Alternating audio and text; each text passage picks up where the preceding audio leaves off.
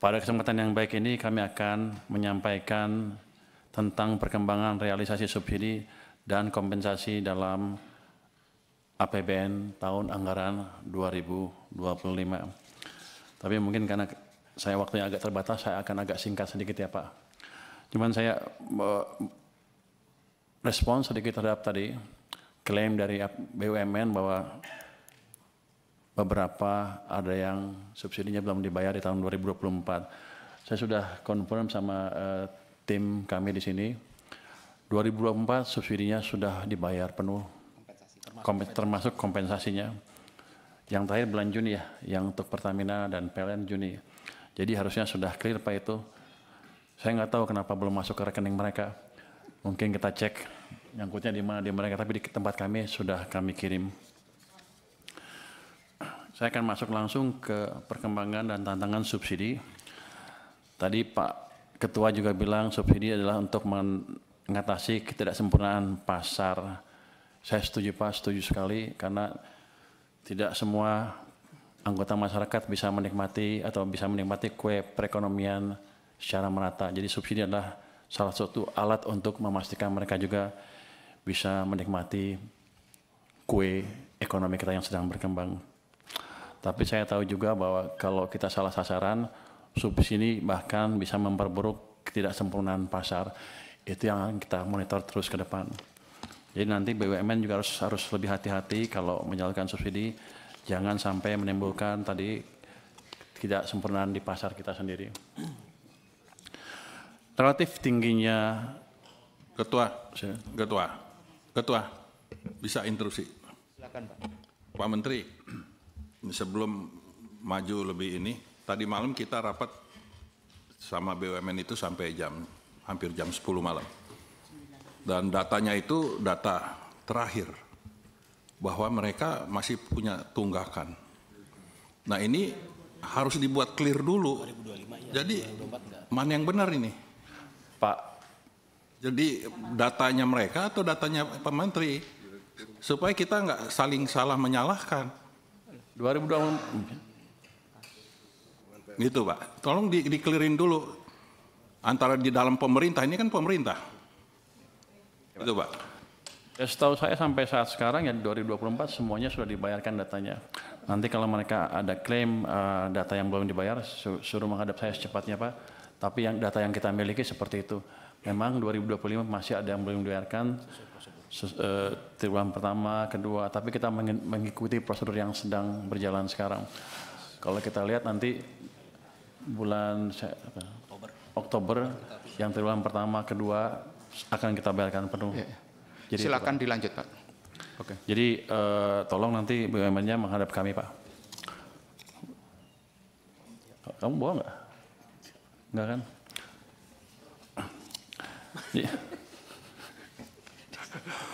Relatif tingginya belanja negara didorong oleh relatif tingginya realisasi subsidi dan kompensasi. Keduanya memegang peran krusial dalam meredam gejolak harga dan meningkatkan akses masyarakat terhadap pelayanan publik yang affordable. Slide berikutnya. Jika kita mencermati perkembangan subsidi dan kompensasi dari 2021 hingga 2025, terlihat lonjakan tajam pada tahun 2022 sebagai respon terhadap gejolak global di mana APBN dioptimalkan sebagai shock absorber untuk menjaga stabilitas harga dan melindungi daya beli masyarakat. Namun sejak saat itu, subsidi energi tetap cukup besar seiring volatilitas harga komoditas, ICP, dan tekanan terhadap nilai tukar. Sementara untuk subsidi non-energi juga menunjukkan peningkatan signifikan, khususnya pada sektor pupuk, PSO, dan kredit program. Gambar ini mencerminkan pendekatan holistik pemerintah dalam menjaga produktivitas dan akses publik terhadap layanan dasar. Slide 9. Subsidi energi sangat dipengaruhi oleh 3 faktor utama, yaitu harga minyak dunia, nilai tukar rupiah, dan volume konsumsi. Harga jual BBM dan tarif listrik telah disesuaikan sejak tahun 2022. namun belum mencapai harga keekonomian. Pemerintah tetap berkomitmen untuk meningkatkan ketepatan sasaran melalui pemanfaatan data terpadu subsidi energi nasional yang menjadi fondasi transformasi subsidi berbasis penerima manfaat. Next. Selama ini pemerintah menanggung selisih antara harga keekonomian dan harga yang dibayar masyarakat melalui pemberian subsidi dan kompensasi baik energi dan non-energi. Misalnya, untuk Pertalite, masyarakat hanya membayar Rp10.000 per liter dari harga keekonomian Rp11.700 per liter, sehingga APBN harus menanggung Rp1.700 per liter atau 15% melalui kompensasi. Untuk solar, masyarakat hanya membayar Rp6.800 per liter dari harga keekonomian sebesar Rp11.950 per liter, sehingga APBN menanggung Rp5.150 per liter atau sekitar 43%. Untuk LPG 3 kg, subsidi mencapai 70% dari harga keekonomian. Pola serupa terjadi pada listrik, solar, dan minyak tanah. Ini adalah bentuk keberpihakan fiskal yang akan terus dievaluasi agar lebih tepat sasaran dan berkeadilan. Next. Namun berdasarkan data Susenas menunjukkan bahwa masyarakat sangat mampu, yaitu desil 8-10, masih menikmati porsi signifikan dari subsidi energi. Sejalan dengan hal tersebut, ke depan kita akan terus berusaha agar subsidi dan kompensasi lebih tepat sasaran dan lebih berkeadilan. Selanjutnya, kita akan telah bagaimana subsidi dan kompensasi berkembang dalam beberapa tahun terakhir, serta tantangan yang dihadapi. Hingga 31 Agustus 2025, realisasi subsidi dan kompensasi mencapai sekitar Rp218 triliun, dipengaruhi oleh fluktuasi harga minyak mentah Indonesia atau ICP, depresiasi nilai tukar, dan pertumbuhan volume konsumsi barang bersubsidi. Data menunjukkan bahwa ada peningkatan konsumsi barang bersubsidi, termasuk bahan bakar minyak, yang naik sekitar 3,5%, LPG 3 kg naik 3,6%, pelanggan listrik bersubsidi naik 3,8%, dan pupuk mengalami peningkatan sebesar 12,1%. Ini peningkatan yang terbesar. Kondisi ini mengindikasikan bahwa subsidi menjadi instrumen penting untuk menjaga kestabilan harga serta daya beli masyarakat. Namun, peningkatan volume ini juga memerlukan perhatian agar penyaluran subsidi lebih terkendali dan tepat sasaran. Dari sisi anggaran, pagu subsidi dan kompensasi untuk tahun 2025 sebesar Rp498,8 triliun dengan realisasi hingga Agustus mencapai Rp218 triliun atau sekitar 43,7% dari pagu tersebut. Realisasi ini menunjukkan penyaluran subsidi yang berjalan sesuai dengan target anggaran, meski pengawasan dan evaluasi tetap diperlukan untuk penyempurnaan efektivitas ke depan. Di bagian akhir akan kami paparkan realisasi subsidi dan kompensasi hingga Agustus 2025, termasuk rincian volume barang bersubsidi dan distribusi manfaat. Dengan struktur ini, kita dapat melihat benang merah antara kebijakan fiskal, perlindungan sosial, dan upaya reformasi subsidi yang sedang berjalan. Di tahun 2025, subsidi tetap untuk solar, minyak tanah, dan LPG 3 kg tetap dilanjutkan dengan fokus pada ketepatan sasaran. Transformasi subsidi LPG berbasis teknologi juga terus digulirkan agar manfaatnya benar-benar dirasakan oleh yang berhak. Realisasi subsidi hingga Agustus 2025 mencerminkan pembayaran tagihan Januari sampai Juli serta koreksi tahun sebelumnya, termasuk sisa kurang bayar 2023. Sementara itu, kompensasi BBM tahun 2024 dibayarkan sesuai hasil audit BPK dan volume yang signifikan untuk solar dan pertalite. Subsidi listrik tahun 2025 diarahkan untuk golongan masyarakat miskin dan rentan sebagai wujud keadilan sosial dalam akses energi. Penyesuaian tarif bagi pelanggan non-subsidi dilakukan secara berhati-hati, mempertimbangkan daya beli dan kondisi ekonomi nasional. Pemerintah juga mendorong transisi energi yang efisien dan berkelanjutan dengan memperhatikan aspek sosial, fiskal, dan lingkungan. Hingga tahun 2025, realisasi subsidi listrik mencapai 55,9% dari pagu APBN, mencakup tagihan Januari-Juli dan sisa kurang bayar 2023. Kompensasi listrik mencakup beban triwulan 4 tahun 2024 dengan penyaluran subsidi dan kompensasi yang telah melampaui target APBN.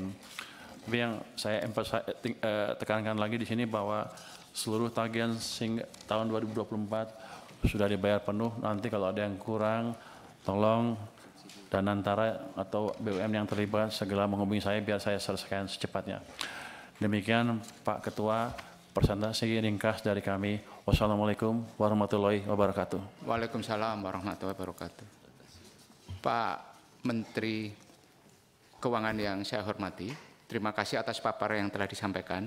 Perlu saya sampaikan, Pak, bahwa kita itu ada skema ketika subsidi yang berbasis kuota itu melewati kuota yang ada, kemudian diterapkan apa yang dinamakan biaya kompensasi. Karena apa? PLN, Pertamina yang bertanggung jawab di dalam energi tidak boleh menaikkan harga kekiniannya sesuai harga pasar. Tadi, maka ketika kuota itu melewati, maka akan menjadi kompensasi di tahun berikutnya. APBN di tahun berjalan harus bertanggung jawab terhadap subsidi di tahun sebelumnya dalam bentuk biaya kompensasi. Apakah mekanisme ini nanti apakah akan tetap di rezimnya Pak Purbaya sebagai Menteri Keuangan akan tetap digunakan seperti ini, atau kemudian alokasi subsidinya yang Bapak naik turunkan. Nah, ini yang harus kemudian nanti ke depan harus di-clear-kan, Pak. Karena kompensasi dan subsidi itu grafiknya sama, Pak. Grafiknya sama persis. Cuma di dalam komponen APBN kita itu diberikan nama yang berbeda. Di tahun berjalan itu dinamakan subsidi, dan ketika subsidi melewati kuota menjadi beban APBN di tahun berikutnya. Nah, ini yang harus Bapak, kemudian tim Bapak itu harus merumuskan ulang apakah ini ada sudah kondisi ideal. APBN di tahun berjalan masih menanggung kompensasi dari tahun sebelumnya. Perlu saya sampaikan, Pak, semalam kami dapatkan data dari salah satu subsidi listrik.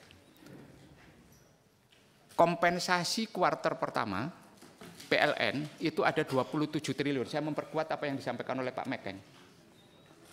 Ada, Pak. Kompensasi. Artinya apa? Berarti kompensasi di tahun 2002 itu adalah kompensasi untuk tahun 2024, Pak. Untuk dari APBN 2024. Kalau kita mengatakan ada kompensasi 2025, itu berarti beban subsidi yang melebihi kuota di tahun 2024, kemudian menjadi biaya kompensasi dan belum dibayar, Pak. 27,6 triliun.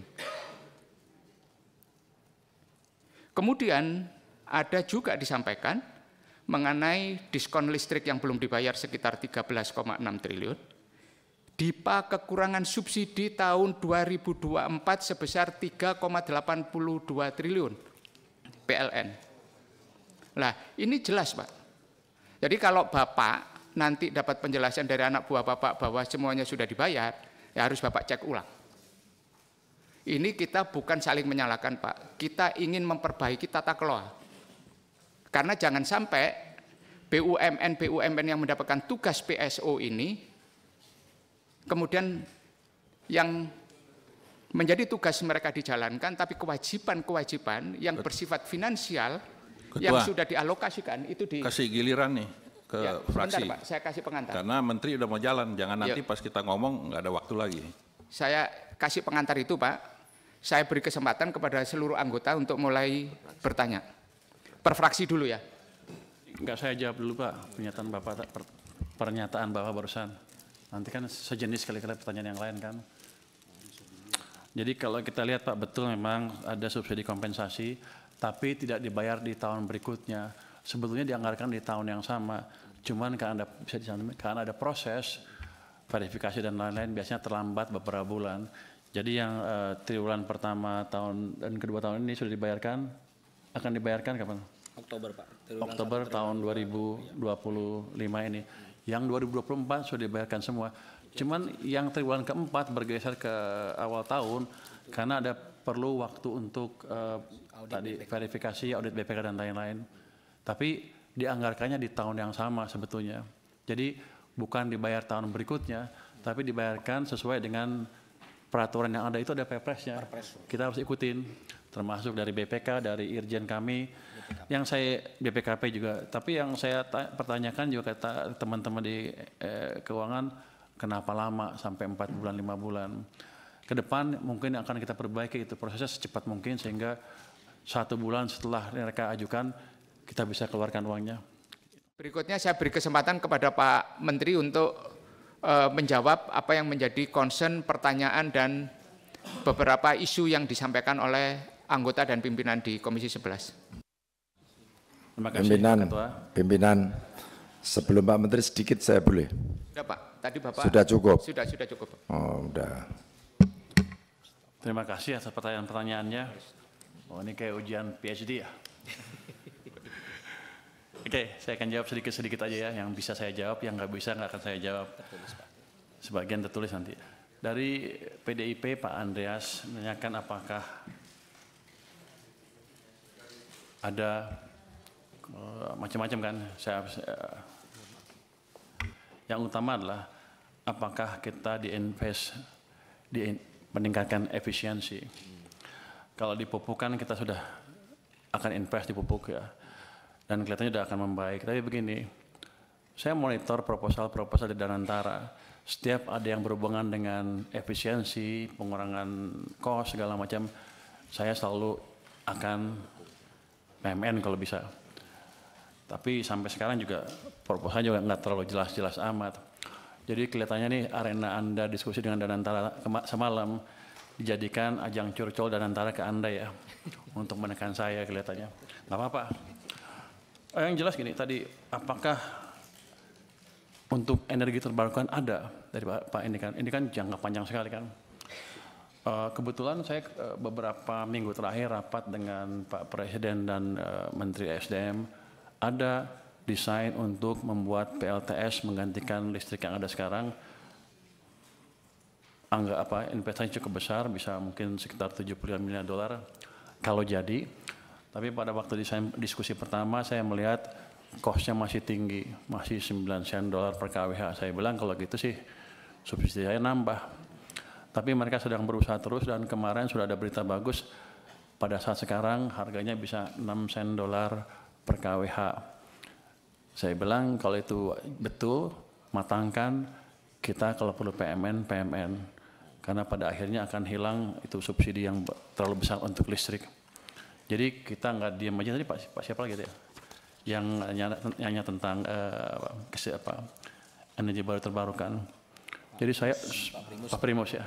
Jadi saya selalu amatin semua proposal yang beredar di kementerian itu, setiap termasuk Danantara ya, setiap ada yang bisa mengurangi biaya, kami akan ini secepatnya. Tapi kelemahan yang utama memang saya sadari juga di sini waktu saya kan baru minggu ketiga ya, yang nggak tahu semuanya sekaligus kan. Tapi saya tahu bahwa ketika mereka bilang ke saya subsidi ditendang ke tahun depan pembayarannya. Maksudnya? Kompensasi, Pak. Ya, kalau subsidi kita bayar ya, yang kompensasi kita tendang ke tahun berikutnya. Maksudnya apa? Ya, ada proses yang lama, ini itu. Kan saya juga pernah di private sector kan. Saya ngerti juga itu cost of capital untuk perusahaannya jadi tinggi. Tapi saya baru lihat beberapa, 1 minggu terakhir lah. Ke depan saya akan percepat. Jangan sampai kita telat bayar lagi. Kalau bisa sebulan langsung bayar. Kenapa? Karena uang saya juga nganggur di BI itu. Kalau gitu kan masuk ke sistem cepat, mestinya Danantara harusnya lebih cerdas lagi. Kalau ketika mood saya seperti itu, langsung dia ngadap saya, minta apa. Ini kan enggak, dia ngadap Anda langsung kan, bapak-bapak, ibu-ibu. Padahal sama saya, teman, saya pengawas Danantara, awas besok. Kenapa mereka nggak ke saya? Lah ini kan penting Pak Menteri, ini jadi paten ini kan ini. Ini bagus gitu, ini bagus saya pikir koreksi seperti ini. Tapi yang saya dia udah tahu saya punya uang banyak, saya baru taruh cuma 200, masih ada 250 lagi di sana. Kenapa dia nggak ke saya? Jadi pada dasarnya begitu masuk akal kita akan ini cepatnya. Kita akan review proses yang tadi 3 bulan tadi, kelamaan menurut saya juga, yang memastikan bahwa program PSO kami tidak mengganggu cash flow dari perusahaan Pertamina dan PLN dan lain-lain. Tapi nanti saya lihat, kalau nggak untung juga awas. Kalau udah costnya diturunkan, jangan main-main mereka. Tapi yang tadi saya janji akan betulin tadi proses di sini kita akan percepat. Berapa lama Anda bisa betulin? Dulu itu setahun sekali Pak. Ya jangan setahun sekali lah. Dulu itu setahun sekali udah kita 3 bulan. Yang nentuin siapa? Kita perpres. Kita yang nentuin. Sebulan selesai ya? Sebulan selesai Pak. Nanti kalau enggak dia saya pindahin. Ini alhamdulillah ini kalau Menteri Keuangannya bergerak cepat begini nih Pak. Wah, Kita bersyukur ini Pak. Sebenarnya saya lagi mikir gimana ngeluarin uang itu, masih banyak di sana, masih numpuk. 200 triliun positif tanggapannya, tapi banyak yang ribut juga kan. Oh ini itu. Ya, saya mesti cari tools yang lain. Jadi kalau tambah lagi. Daripada uang kita numpuk di sana, utangnya bunganya dibayar, impactnya ke ekonomi juga kurang. Saya nunggu sebenarnya penyaluran yang cepat apa. Makanya saya sisirkan tuh kementerian-kementerian. Saya ancam yang nggak bisa sampai Oktober nanti kalau Anda nggak bisa propose dengan clear seperti apa sampai akhir tahun, saya ambil uangnya. Nah kalau Danantara punya tagihan seperti ya langsung ngadap saya harusnya. Nanti saya tanya kalau rapat saya sebagai apa? Pengawas Danantara. Awas ya kan. Terus tentang apa tepat sasaran apa enggak? Oh